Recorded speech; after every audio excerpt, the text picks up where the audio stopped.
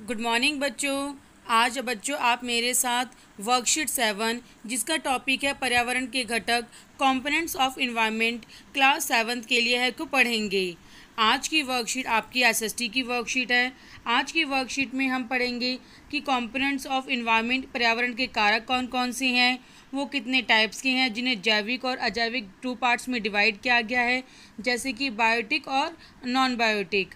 इस प्रकार हम इनकी 2 वर्कशीट को करते हुए हम लास्ट में कुछ एक्सरसाइज को भी सॉल्व करेंगे, जिसमें आपके फिल इन द ब्लैंक्स भी दिए हुए हैं, राइट रॉन्ग भी और क्वेश्चन आंसर भी दिए हुए हैं।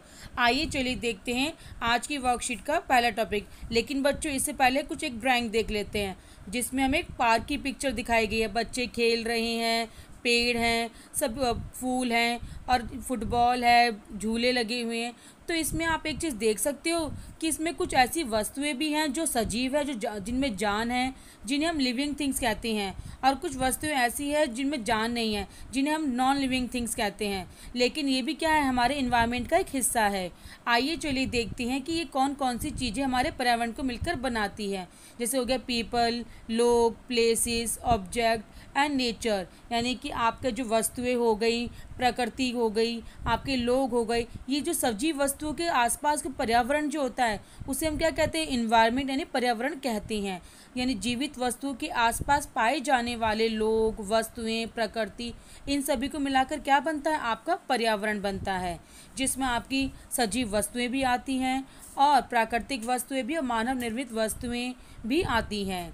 आइए चलिए देखते हैं कि इनमें से कुछ मतलब कि अजीवीय यानी कि बायोटिक हैं और कुछ नॉन बायोटिक हैं, जिसे हम कहते हैं। आइए चलिए देखते हैं कि पर्यावरण के कारक 2 प्रकार के हैं। जैविक कारक, जिनमें जीवित वस्तुएं आती हैं, जिनमें जो सांस ले सकती हैं, जो चल फिर सकते हैं, सजीव वस्तुएं आती हैं।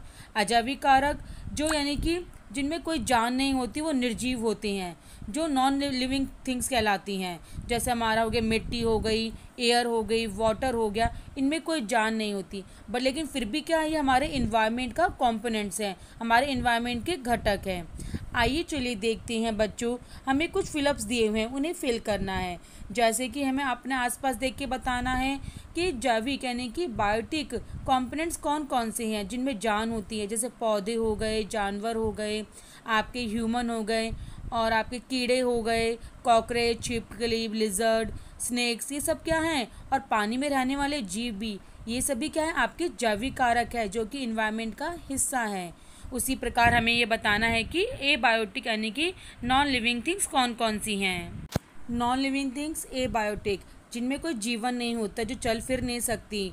जैसे हमारा लैंड भूमि, वाटर जल, वुड लकड़ी, जो कि पेड़ काटने के बाद होती है, वायु एयर, लोहा यानी मिनरल्स जो आपके हो गए, ये सभी क्या है, हमारे ए बायोटिक के एग्जाम्पल्स हैं।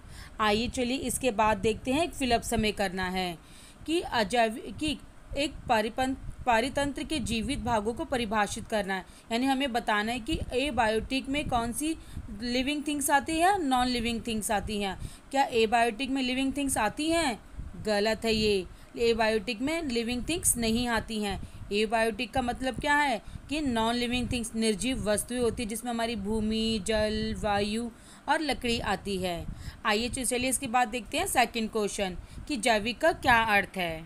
जैविक मीन्स बायोटिक, जिन they are living components of any environment, ये किसी पर्यावरण के जीवित यानी सजीव वस्तुएं होती हैं, जिनमें जान होती है, जो हमारे पर्यावरण में मदद करती हैं।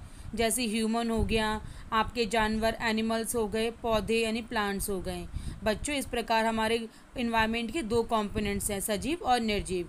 अगर आपको मेरी वीडियो अच्छी लगी हो, समझ आया हो, तो इसे लाइक और सब्सक्राइब ज़रूर करें और ज़्यादा से ज़्यादा शेयर करें। आपको मेरी सारी वीडियो की लिंक्स इसी में मिल जाएंगी। Thank you.